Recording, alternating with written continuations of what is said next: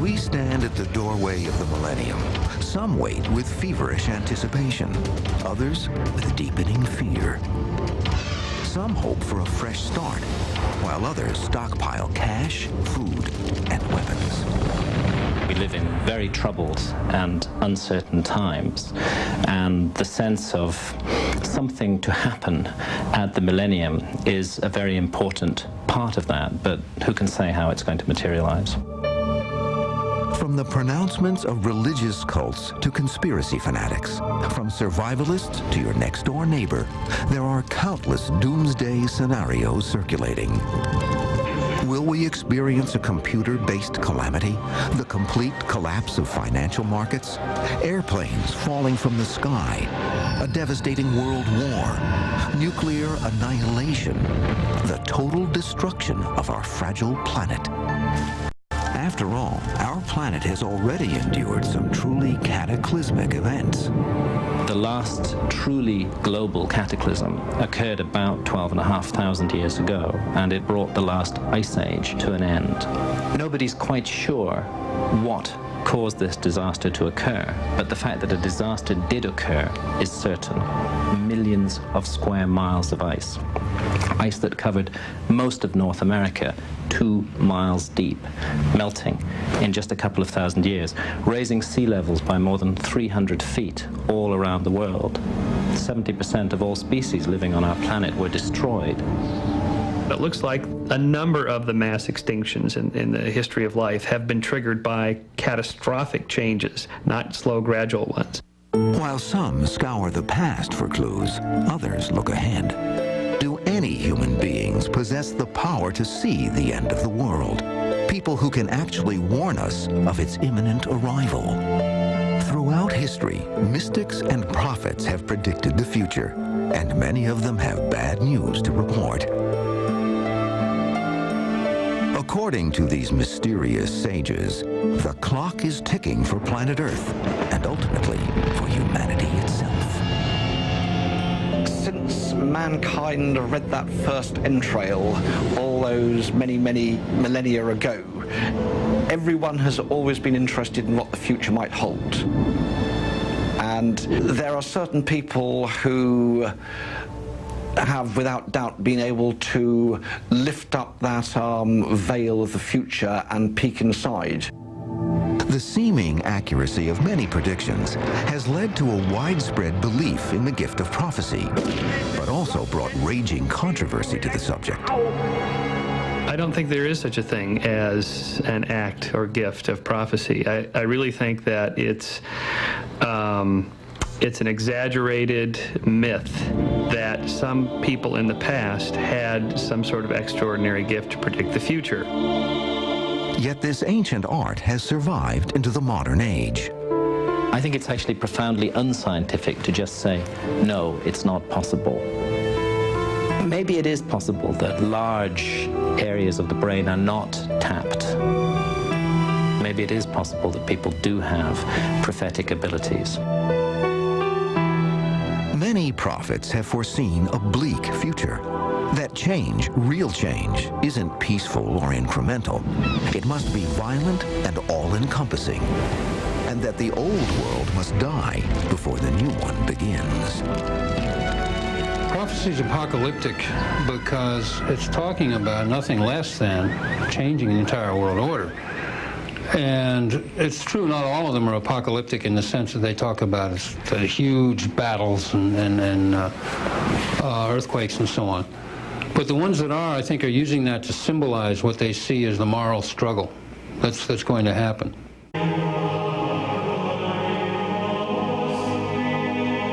Predictions of worldwide destruction are not just a new phenomenon. Many of the best-known and most astonishing stories of prophecies, ranging from the optimistic to the apocalyptic, come from the Bible. I was a skeptic, and I found that prophecy could be tested in history, and I could see that every prophecy that had been made about past history had been fulfilled. The Bible's most famous and alarming prophecies concern the date with destiny that affects us all, the end of the world. The Apostle Paul warned his followers of the torments of the last days when Jesus would return to earth. Just when people are saying peace and security, ruin will fall on them, with the suddenness of pains overtaking a woman in labor, and there will be no escape. The book of 1 Thessalonians. He said that ethnic groups would rise against ethnic groups. There would be great unrest. Kingdoms would fight against kingdoms. And he said there would be wars and rumors of wars. It was prophesied that these traumatic birth pangs would include catastrophic and lethal earth changes. And all the men that are upon the face of the earth shall quake at my presence. And the mountains shall be thrown down, and the cliffs shall fall, and every wall shall tumble to the ground. The book of Ezekiel. The earth is utterly broken. The earth is rent asunder. The earth is violently shaken. The earth staggers like a drunken man. It sways like a hut. The book of Isaiah. And according to the Bible, other tribulations will befall us. I would consider apocalyptic to be, as in the book of Revelation, where we are talking about a battlefield with a minimum of 300 million dead. A third of the world has gone missing. Most of the rivers and streams are poisoned. And there is nothing to eat and nothing to drink. That is about as apocalyptic vision as you can get. He said another birth pang would be famine. Historians usually consider 1975 as the time when we entered the age of famines. That is, that time when there was a major famine somewhere in the world all the time. He also said that there would be plagues. In addition to modern-day plagues such as AIDS, the world has been tormented by rampaging floods, violent tornadoes, shrieking hurricanes. Some chalk it up to El Nino, but the Bible has another interpretation. This deadly and destructive weather signals the days just before the world's end. I will hold judgment with him in pestilence and bloodshed, flooding rain and hailstones, fire and brimstone. I will rain upon him, upon his troops, and upon the many peoples with him. The book of Ezekiel. The biblical foretellings of death and destruction are among the most intense of all recorded prophecies. But some prefer to think of Bible prophecies as metaphors for a chaotic time of transition, rather than a literal description of dire and alarming changes to come. He opened it, and smoke poured out of the shaft like smoke from an enormous furnace. The sun and the air were darkened by the smoke from the shaft. Out of the smoke onto the land came locusts, as powerful as scorpions in their sting. The book of Revelation. The Bible created its own test of a prophet. When a prophet speaks in the name of the Lord, if the word does not come to pass or come true, that is a word which the Lord has not spoken. The book of Deuteronomy.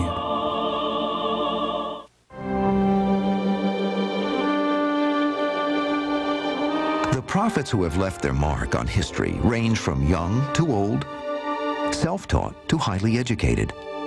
Some have become wealthy as a result of their mystical gifts. Others died as paupers. But most prophets have certain traits in common that distinguish them from the average person. They are outsiders to their societies. At least at the beginning, they're outsiders. And that gives them a unique and quite accurate perspective on that society that people who are fully engaged with it just don't have. They're like artists in that sense. I think people that are declared prophets tend to be charismatic leaders, intelligent, thoughtful people who are attributed great powers by their followers. The French visionary Nostradamus was born in 1503. A physician sworn to heal, in addition to being a legendary prophet, Nostradamus was inspired by the Greek oracles and described his prophecy as an emotion that steals over me, an emotional tendency handed down to me from a line of ancestors. From the moment when Nostradamus first published his prophecies, it made an immediate impact because he predicted the death of King Henry II of France, and this duly happened in a jousting tournament. The young lion will overcome the older one in a field of combat in a single fight. He will pierce his eyes in their golden cage, 2 wounds in one. Then he dies a cruel death.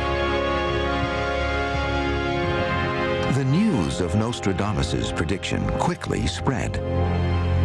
In no time, the reclusive Frenchman who practiced his prophecy by the light of the moon became a household name. You could call Nostradamus one of the earliest tourist attractions. His biographer said that in those days when Nostradamus was alive, people only came to France to see him. Some believe Nostradamus has a record of insightful and troubling prophecy that is notable for its accuracy. Since that first correct hit, Nostradamus has also predicted the French Revolution, the fall of the Bastille, the First World War, the Second World War, 3 antichrists. In the year 1999 and 7 months, from the sky will come the great king of terror. Then the great empire of the Antichrist will begin, where once was Attila's empire. Skeptics point to the cryptic language used by Nostradamus in his writings or quatrains as evidence of their falsehood. But the great prophet himself penned a defense for his future critics. Had I wished to give every quatrain its detailed date, it could easily have been done. In the modern era, American psychic Jeane Dixon predicted in 1956 that the 1960 presidential election would be won by a Democrat and that he would be assassinated or die in office. She subsequently gained worldwide fame after the assassination of President John F. Kennedy in 1963. Dixon also prophesied the end of mankind, claiming that a monstrous figure would arise from Jerusalem to rule the world. This was the Antichrist who was going to seduce the millions of the earth, and the only way that we will be saved is when we see a sign of the cross in the sky, and the earth will go dark for 3 days. They're beautiful and infinite, millions of years old and trillions of miles away. They inspire dreams and disasters, fill us with hope and dread. The stars above are credited for good fortune and blamed for bad luck. Is the answer to our fate held somewhere in their shimmering light? Early astrologers suggested that if the planets moved according to a cycle, perhaps the same was true of mankind. We today tend to think in linear terms. You start here, you go to there, you move to there in a straight line. The ancients didn't think that way. They thought in terms of cycles. And those cycles were cycles of rebirth and renewal. But any rebirth involved a death of the former world. These cycles of life and death play an important part in the beliefs of several Native American tribes. The Hopi Indians of Arizona are one amongst many ancient peoples who have preserved a notion of the cyclical destruction and rebirth of the earth. The Hopi believe that our destiny is in our own hands, that we are presently pursuing a course of destruction, and in the Hopi view, our choices and our decisions will affect not only us, but the cosmos as a whole.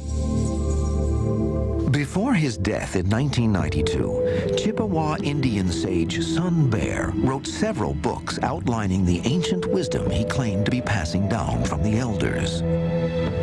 Sun Bear was convinced that modern man had strayed too far from the truth and beauty of nature, and that the Earth would take whatever steps were required to bring us back to the right path.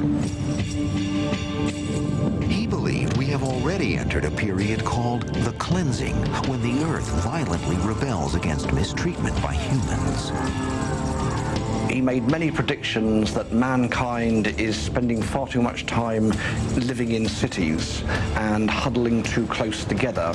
And at the end of the day, the Earth will shake itself like a shaggy dog removing fleas from it. Obviously, we're talking about dramatic Earth changes, which, although it will kill many people, those who survive will be more enlightened and live in a better world. Half a continent away and several thousand years earlier, the Maya developed a view of the world that also venerated the cycles of life, death, and rebirth. The Mayans were a very special and interesting race. They came out of the jungles of South America at the time of the Stone Age and vanished from the pages of history around about the 16th century. And part of their religion was that every day was ruled by a god. Some were good, some were evil. So they created their own calendar to be able to honor individual gods and to mark the moments when they would have festivals. The Mayans devised their calendar using the constellations. This calendar, based on a 260-day cycle, is remarkably accurate, and at least one researcher believes that we disregard it at our own peril. If its secrets could be unlocked, the Mayan calendar could, perhaps, yield startling insights into our times and our final days. The Mayan calendar calls for the third in a cycle of major Earth disasters, the end of the world as we know it, in 2012. This is a calendar which cannot be dismissed as the work of primitives. It's a highly sophisticated instrument based on thousands of years of very, very precise astronomical observations. The long-lost Mayan civilization isn't the only one that could hold clues to our destiny. Some researchers believe that the Great Pyramid of Egypt may solve the riddle that has puzzled mankind for centuries, the still unknown date of the end of time. The Great Pyramid of Giza is, in my view, the most extraordinary monument in the world. You're looking at an object here which weighs 6 million tons. It stands 450 feet high. It was built by master astronomers. This building is more precisely aligned to true north-south than the Meridian building at the Greenwich Observatory in London. Over the last 200 years, numerous seekers have tried to decipher the pyramid's unfathomable mysteries. They have obsessively measured the passageways to the inch, converted them to years, and paired them with biblical chronology in an effort to divine our future. Though mainstream Egyptologists take issue with such work, interpreters of the pyramid's measurements claim that the end date of civilization can be found within its walls. Some say the year is 2025, others insist that it is 2388. Whether or not the Great Pyramid can indeed be decoded to tell us precisely how long our world will last, this enigmatic and compelling structure is perhaps much more than simply a burial tomb. The Great Pyramid is an instrument of spiritual knowledge. Millions of people all around the world, unknowingly, unconsciously, are drawn towards the Great Pyramid and changed by their encounter with it. It has a profound effect on many people's thinking. The discovery of new chambers in the Great Pyramid in the last 5 years suggests that we have yet to fully comprehend the mysteries behind this age-old monument and whether it holds the answer to our fate.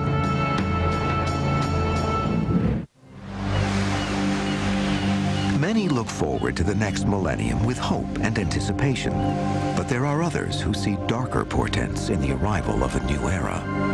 Religious and doomsday cults around the globe have shaken us by taking their beliefs to deadly lengths. In 1978, more than 900 members of the People's Temple cult, led by Jim Jones, committed mass suicide, in part because Jones led them to believe the apocalypse was imminent. In California, 39 members of the Heaven's Gate following took their own lives while awaiting the arrival of a spaceship they believed was hidden behind the Hale-Bopp comet. In Japan, members of the group Aum Supreme Truth unleashed deadly nerve gas in a Tokyo subway, killing 11 people and injuring over 5,000. They claimed their act was part of the coming Armageddon. The growing concern over the millennium is hardly unique. The desire to peer through the portals of time and glimpse the end of the world is the continuation of a long mystical tradition. 1,000 years ago, the rich people made a special pilgrimage to Jerusalem where they were awaiting the second coming of the Lord. And the poorer people congregated in the churches. There is one story I've read where they were on their knees weeping with terror, awaiting the resurrection of gargoyles who would lambaste the wicked. Other reports compiled after the new millennium began indicated that some true believers went so far as to sew themselves into death shrouds while awaiting the world's imminent destruction. When the last millennium came around, some people, I understand, really did think Jesus was about to return, and they put on white robes and went on the hilltops to wait. There were a lot of people who thought that it would have some great catastrophic significance. There'd be world cataclysms, that Bible prophecy would all come true, things like that.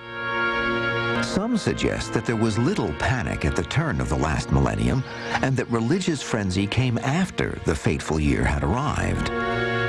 There was not big mass hysteria in the year 1000, but there was, following the millennium, massive building of churches and sort of a renewal, a rejuvenation of culture.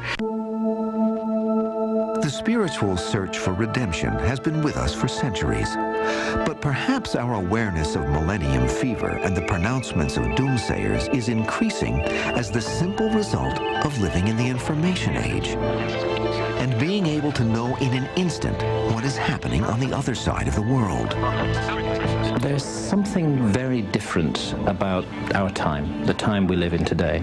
It is the only time in which it's been possible for the entire human race to be in contact with one another. Whenever there's a change, whenever there's a catastrophe of some kind, everybody hears about it. And that's new. That hasn't happened before this generation. We have come a long way since the millennium fever of the year 1000. Incredible advances in the sciences have changed how life is lived and paved the way for developments that were nearly unimaginable only a few years ago. Yet there is an increasing sense that science alone cannot provide a way to decode all of the mysteries of our universe. Science can answer a lot of questions that have traditionally been answered by religion, but it's not all-encompassing. Science has certain limitations. It can't answer some moral questions. There is room for stories and myths and spiritualism, if you want to call it that. Science rests on weighing, measuring, and counting, and it contains an implicit assumption that there is not anything which cannot be weighed or measured or counted. But perhaps there is. Perhaps there's a whole dimension of life which can't be weighed or measured or counted and therefore is not susceptible to scientific investigation. We should be open to this possibility. Even to the precise science-based discipline of astronomy, the round numbers of the year 2000 have more than a symbolic significance. The last eclipse of this millennium occurs on August 11th of 1999. Just 1 week later, an astronomical alignment known as the Grand Cross will take place, in which the planets of our solar system will be quartered. Some believe these astronomical events are linked to the biblical prophet St. John's 4 horsemen of the apocalypse. No one is precisely sure what this rare phenomenon may mean. Could the link between humankind and the celestial bodies revolving above us be more significant than science currently allows? A different kind of extraordinary celestial event looms in early 2000 and has raised grave concerns even among some skeptical researchers. The Earth and 5 of the other major planets will stand in a straight line with the Sun on the 5th of May in the year 2000. And it has been suggested by some that additional gravitational forces might be exerted on the Earth by this lineup and could lead to cataclysmic events. I mean, even some of the big insurance companies are looking for underwriters to help them out with possible disasters on the 5th of May in the year 2000. Will the turn of this long-awaited century ultimately result in the cataclysmic visions so often cited by doomsday cults and fanatical religious sects? To these pessimists and other observers, the recent spate of earthquakes, fires, floods, droughts, and other disasters is evidence of an ever-accelerating world that is spinning out of control. Jesus himself predicted the last 3.5 years that immediately precede his return. He said, "For then there will be a tribulation such as the world has never seen before, nor ever will see again. And unless those days are cut short, no one will be left alive on planet Earth." I do sense all around the world a profound disappointment with the modern creation, both economically, socially, scientifically, religiously. Nothing seems to be quite working anymore.